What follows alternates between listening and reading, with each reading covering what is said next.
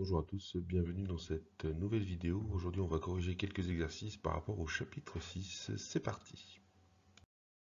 Donc les exercices que l'on va corriger aujourd'hui, exercices 18, 21 et 27, page 94-95 du Bordas de seconde. C'est parti.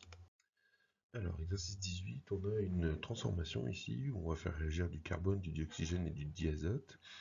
À l'état initial, c'est ce qu'on trouve, et on va obtenir à la fin du carbone, du dioxygène, du diazote et du dioxyde de carbone. Alors si on observe les différences entre l'état initial et l'état final, on voit qu'au début on avait du carbone et là on a un peu moins de carbone. Ici on a de l'oxygène et on n'a plus du tout d'oxygène. Ici on a du diazote et là on a toujours du diazote dans la même quantité. Et on a un nouveau truc qui est apparu, c'est le dioxyde de carbone. Donc immédiatement on repère que le diazote est présent au début et à la fin dans les mêmes quantités. C'est donc une espèce spectatrice qui n'intervient pas dans la réaction chimique. Et ensuite, on a une diminution de la quantité de carbone, une diminution de la quantité d'oxygène. Donc on a le carbone et le dioxygène qui ont réagi ensemble pour former la nouvelle espèce, le dioxyde de carbone. Voilà. Donc on a identifié les réactifs et les produits de cette réaction chimique. Maintenant, deuxième réaction chimique, on a des ions cuivre, du zinc métallique, des ions sulfate en solution dans l'eau. Ça, ce sont les différentes espèces de l'état initial. On retrouve à l'état final du cuivre sous forme métallique, des ions zinc, des ions sulfate, dans la même quantité que ceux qu'on avait tout à l'heure, de l'eau, et du zinc métal et des ions cuivre qui ont complètement disparu. Alors en fait, ici, on a une première espèce chimique qui va être spectatrice, c'est les ions sulfate. Il y en a la même quantité des deux côtés, donc ils n'ont pas réagi. Ensuite, on a une autre espèce chimique qui va être spectatrice, c'est l'eau, puisqu'on en a des deux côtés. On ne précise pas la quantité parce que c'est le solvant, mais c'est une espèce spectatrice. Et enfin, on voit qu'on avait des ions cuivre et du zinc métal au début et qu'on n'en a plus à la fin. Donc ce sont bien les réactifs, l'ion cuivre et le métal zinc, qui a formé du métal cuivre et des ions zinc. Ok. Exercice 21. Donc cette fois-ci, on va équilibrer la réaction chimique.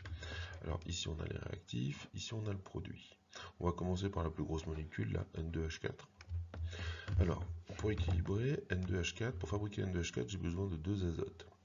Et j'ai besoin de 4 hydrogènes. Les azotes vont venir d'ici. Donc j'ai besoin d'une molécule de N2. Et j'ai besoin de 4 H2, enfin 4 molécules d'hydrogène, 4 atomes d'hydrogène, pardon. Donc j'ai besoin de 2 molécules de H2. Voilà. Ensuite, je vais regarder la deuxième réaction chimique. C2H6 plus O2 donne H2O plus CO2.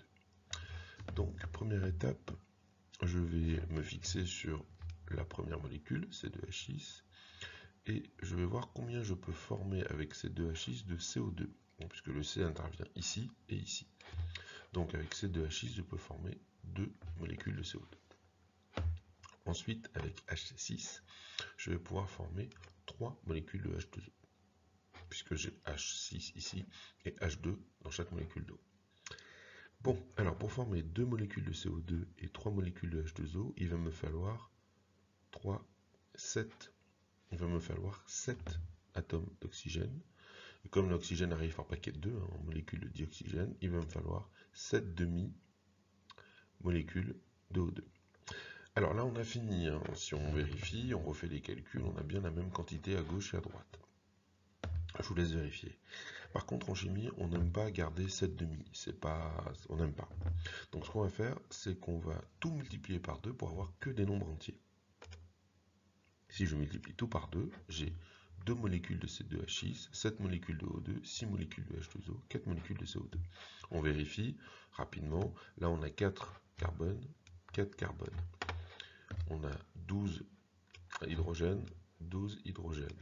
Ici, on a 8 et 6, 14 O. Et ici, on a 7 fois 2, 14 O. Donc, on a bien équilibré la réaction comme il faut. On continue. CuO plus H+, donne Cu2+, plus H2O. Bon, bah là, on prend la molécule la plus grosse, par exemple CuO, et on sait qu'avec CuO, on va pouvoir former Cu2+, il y a un cuivre de chaque côté, et une molécule d'eau. Pour former cette molécule d'eau, je vais avoir besoin de 2 hydrogènes. Super. Ensuite, je vérifie un dernier point. Ici, j'ai une charge qui vaut 2 fois plus. Et ici, j'ai une charge qui vaut 2 plus. Bon, ben, on a bien la même charge, les mêmes éléments. C'est bon, la réaction est équilibrée. Dernière équation à équilibrer, H2O plus CO2 donne C12H22O11 plus O2. Alors là, on part de la plus grosse molécule, là, celle-ci. Pour construire ces 12 H22O11, il nous faut 12 atomes de carbone. Bon, ben, il nous faut donc 12 CO2. Ok, ensuite, pour fabriquer C12 H22O11, il me faut 22 atomes d'hydrogène, que je vais prendre ici. Donc, il va me falloir 11 molécules d'H2O. Ok. Pour fabriquer O11, C12 H22O11, il me faut 11 molécules d'oxygène. Bah, je peux les prendre là, par exemple. 11 H2O, ça fait bien 11 molécules d'oxygène. Et ensuite, bah, ici, j'ai 12 CO2. J'utilise le carbone ici. Mais l'oxygène qui reste, je vais fabriquer 12 molécules de O2.